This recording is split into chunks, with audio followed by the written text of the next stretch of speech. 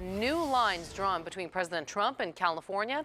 In an early morning tweet, the commander-in-chief threatened to withhold federal money that would help people in Butte County rebuild after they lost everything in the deadly Camp Fire. And all of this is coming just one day after newly elected Governor Gavin Newsom said he wanted to invest taxpayer money into preventing wildfires from getting too big to handle.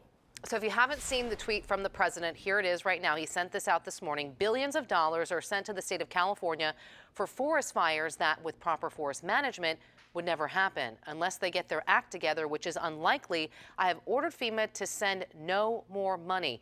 It is disgraceful, the situation in lives and money.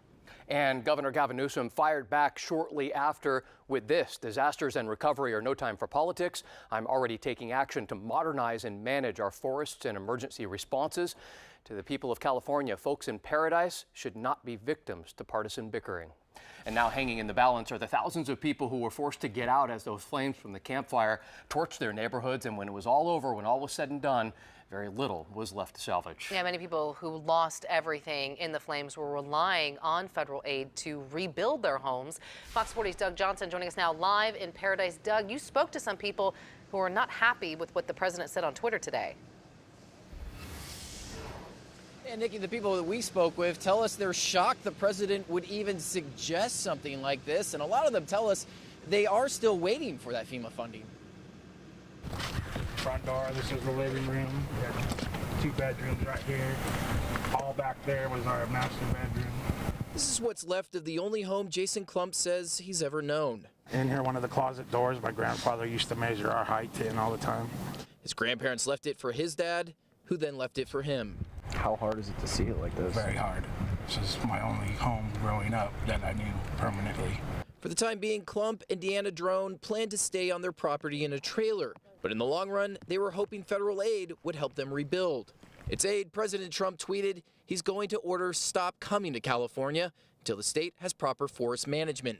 But taking FEMA from families that are trying to recover from this kind of devastation, losing everything they own, I would think that would be the last thing that we should do.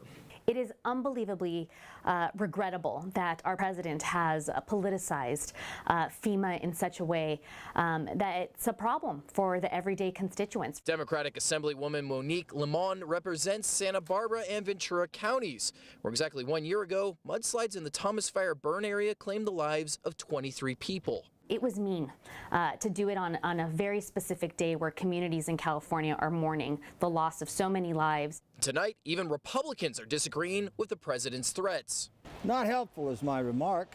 State Senator James Nielsen represents Paradise. He says now is not the time for partisan politics and that the FEMA aid is crucial. This community in no way could ever possibly rebuild without help from the state and the federal government. And today, Klump and Duran feel their lives are being held hostage just so the president can make a political point. We have no place to live. We have no kitchens to cook food in. It's a very hard situation. I would like him to try to come live this lifestyle and see how he feels about taking FEMA away from himself. And back out here live, there's still a lot of cleanup to be done here in Paradise. This piece of metal that I'm holding right now, we believe, may have used to have been the tire of this car here behind me. So still a lot of debris around the town and a lot of people not amused with the president's tweet today. Reporting live in Paradise tonight, Doug Johnson, Fox 40 News. Doug, thank you. More reaction for you tonight. Yuba City Assemblyman James Gallagher told Fox 40 that, quote, the president came up here to Paradise. He reviewed the devastation and met with victims and told the mayor of Paradise, we're here for you. We will be here for you.